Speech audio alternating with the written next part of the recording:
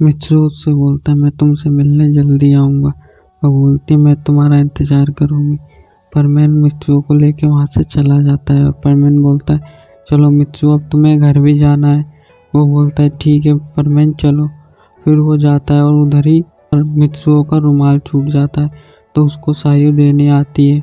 उधर मित्सुओ का रुमाल गिर जाता है तो सायु उसके पीछे जाती है, उसको आवाज़ देती है मित्सुओ मित्सुओ, पर वो सुनता नहीं है और वो चला जाता है। फिर वो उसके पीछे जाती है और वो देखती है मित्सु यहाँ क्या कर रहे हैं, उन्हें तो जाना था।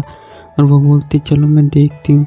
फिर वो देखती परमैन की आइडेंटिटी वो देख लेती है।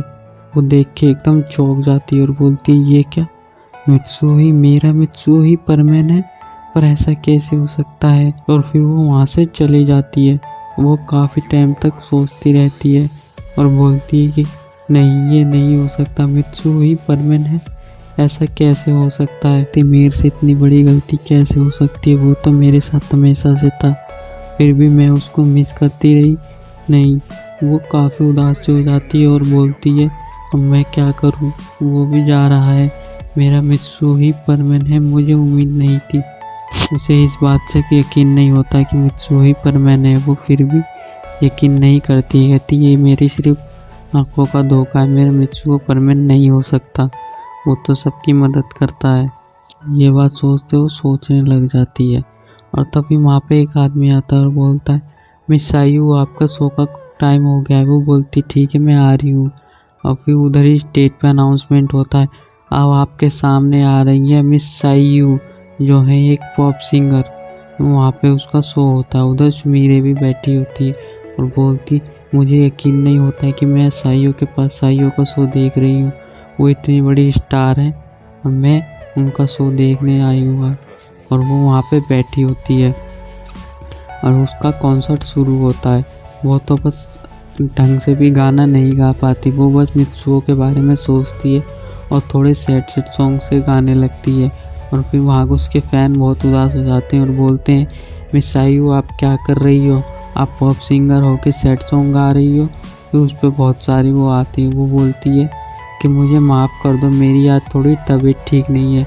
और फिर वो उसे ले जाते हैं रेस्ट रूम में। वो बोलते हैं मिस सायु अब आपको आराम करना चाहिए, और वो उसको रेस्ट रूम में लेके चले जाते हैं। और उधर ही सुमीरे भी होती है।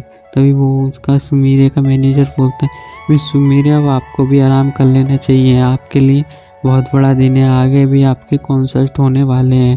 तो वो बोलती है ठीक है चलो मैं चलती हूँ। और वो भी रेस्ट रूम में चली जाती है और वो देखती है कि वहाँ सायु बैठी हुई है। और मिस सुमीरे वो बोलती है, सायु बोलती है मिस सुमीरे क्या आप मिस सुमीरे हो, पता है मैं तुम्हारे गाने कितने पसंद करती हूँ।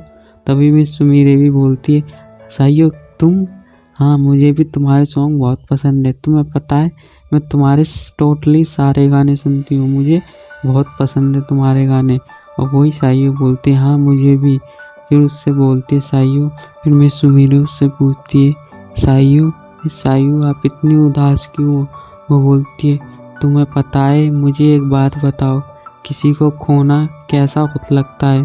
फिर सुमीरे ये भी सोच के बहुत परेशान हो जाती है और बोलती है हाँ वो बात तो है, उस किसी को खोना बहुत बुरा लगता है, जो खासकर वो जो दिल के पास रहते हैं। और वही सायु बोलती है कि हाँ मैंने भी अपने दोस्त को खोया है। वो बोलती है हाँ मुझे भी ऐसे ही लगता है, मेरा भी दोस्त मुझसे दूर चला जाता है तो मुझे बहुत बुरा लगता है, मैं उसको बहुत मिस करती हूँ।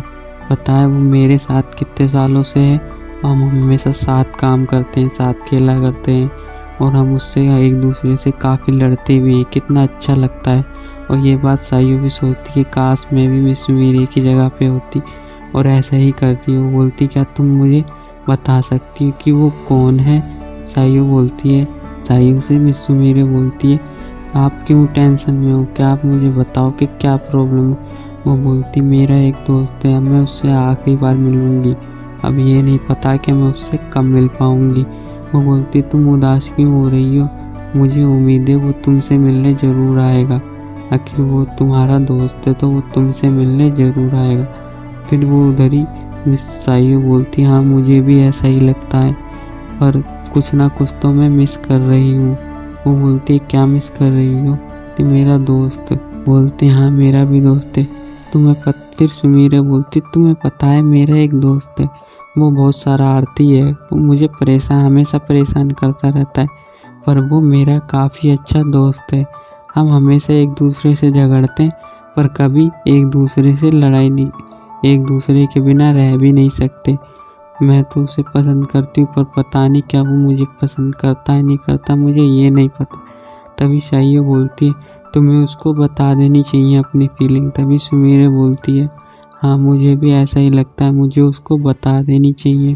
फिर उधर ही शाइयो बोलती है तो तुम देरी क्यों कर रही हो, जब की बार जाओ तो उससे पक्का बोल देना। फिर सुमीरे उससे बोलती है कि फिर शाइयो आप इतनी उदास क्यों हैं। वो बोलती है मैंने भी यही गलती करी थी, मैं भी उससे नहीं कह पाई कि मैं उससे कितना प्यार करती हूँ। वो लड़का मेरी ज़िंदगी का काफ़ी अच्छा दोस्त था, पता है जब मैं जापान गई थी मुझे वहीं मिला था। तभी सुमीरे बोलती है उससे आप जापान कब आई, मुझे तो पता भी नहीं था। वो बोलती है हाँ मैंने अपनी आइडेंटिटी रिवील नहीं करी थी ताकि मेरे इतने सारे फ़ैन हैं तो मुझे कोई परेशानी नहीं हो, इसलिए मैं वहाँ टूर रही थी। तो वहाँ पे मैंने एक लड़के को देखा था और वो उदास सा बैठा था, फिर मैं उसके पास गई और मैंने उससे बात करी और उसमें मैंने अपने आप को देखा था। जब मैं बचपन में छोटी थी तो मेरे साथ भी ऐसा ही होता था, हमेशा डैड बाहर चले जाते थे, मॉम तो मुझे छोड़ के बचपन में ही चली गई थी और डैड हमेशा काम में बिजी रहते थे और मैं हमेशा अकेली रहती थी। इसी वजह से तो मैं उसके पास गई थी, मैंने भी उसमें अपने आप को देखा था तो मेरे को बहुत अजीब सा लगा। मुझे लगा कि मैं अपने आप को तो कुछ नहीं कर पाई पर दूसरों को कुछ कर देना चाहिए। फिर मैं उसके पास गई, मैंने उससे दोस्ती करी, मैं उसके साथ काफ़ी दिन रही और मैंने स्कूल में भी एडमिशन कराया था। पर एक लड़की थी जिसकी वजह से हम दोनों को दूर होना पड़ा। अब वो मिलने भी आया था मुझसे।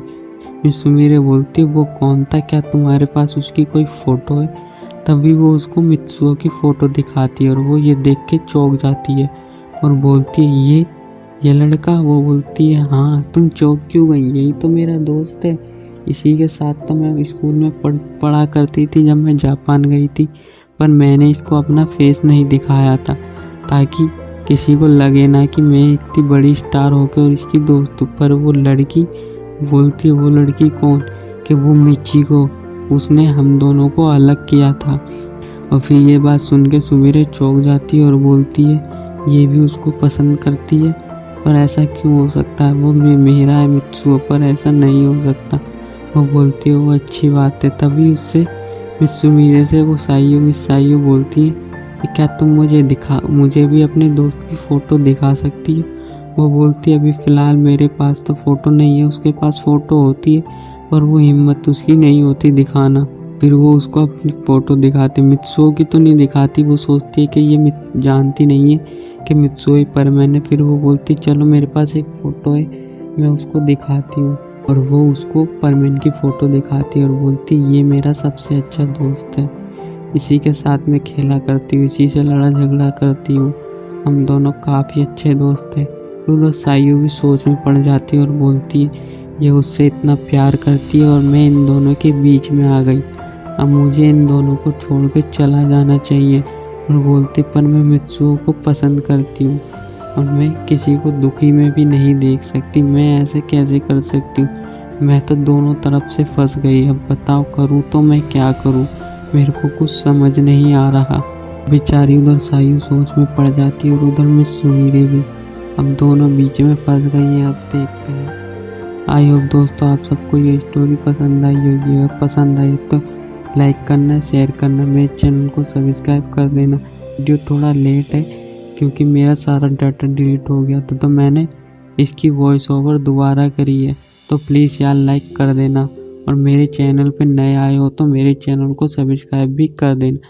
तो तब तक के लिए गुड बाय, सायोनारा, जय हिंद, जय भारत, वंदे मातरम।